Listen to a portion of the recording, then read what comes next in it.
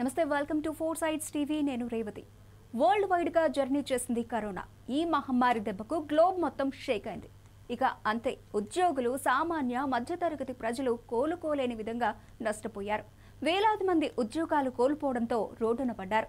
మరికొంతమంది work from హోమ్కే పరిమితమయ్యారు. ఇప్పుడు అలాంటి సిచ్యువేషన్ అమెరికాలో వచ్చింది. నిద్రపోని నగరంగా పేరున్న న్యూయార్క్లోని గూగుల్ సంస్థలో నల్లుల బెడదకు ఆఫీస్ను తాత్కాలికంగా క్లోజ్ చేయాల్సి వచ్చింది. ఎంప్లాయీస్ ఎవరూ ఆఫీస్కి రావద్దని, ఇంటి దగ్గర నుంచే పని చేయాలని ఈమెయిల్స్ పంపించడం తీవ్ర కలకలం రేపుతోంది.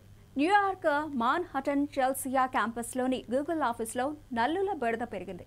ఆఫీస్కు రావాలంటేనే భయపడిపోయేవారు ఎంప్లాయీస్. వాటి భయానికి గజగజ వణికిపోయేవారు. నల్లుల కారణంగా ఉద్యోగులు అనారోగ్యానికి గురయ్యే అవకాశం ఉందని భావించిన యాజమాన్యం ఇంటి నుంచి పనిచేయాలని సూచించింది. అయితే నల్లులు ఉన్నాయని చెప్పి ఇంటి నుంచి పని చేయమనడంపై భిన్నాభిప్రాయాలు వ్యక్తమవుతున్నాయి. మాన్హటన్ చెల్సియా క్యాంపస్లోని ఆఫీసులో ఇటీవల నల్లుల బెడద పెరిగిపోయిందని, వాటిని నిర్మూలించేందుకు ఆఫీసును తాత్కాలికంగా మూసివేస్తున్నామని గూగుల్ సంస్థ తెలిపింది. ఈ నెల 19న ఆఫీసును మూసివేసి నల్లుల నివారణకు చర్యలు చేపట్టింది. సోమవారం నుంచి ఆయా ఉద్యోగులు తిరిగి కార్యాలయానికి వచ్చేందుకు అనుమతిచ్చింది.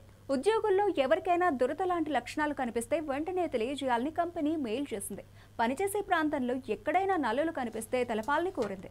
ఆఫీసులో పెద్ద సంఖ్యలో జంతువుల బొమ్మలు ఉంచడం వల్లే నల్లులు వ్యాపించి ఉండవచ్చని కార్యాలయ వర్గాలు భావిస్తున్నాయి.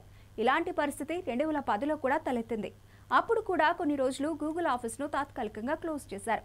న్యూయార్క్లోని గూగుల్ ఆఫీసులో నల్లుల బెడద ఘటన చోటు చేసుకోవడం ఇది రెండోసారి. ఎక్కడైనా సరే పనిచేసే ప్రాంతాల్లో యాజమాన్యాలతో ఉద్యోగులు ఇబ్బంది పడతారు, కానీ ఇక్కడ ఈ నల్లులేంట్రా నాయనా, మమ్మల్ని ఇలా ఇబ్బంది పెడుతున్నాయని ఎంప్లాయీస్ చర్చించుకుంటున్నారు.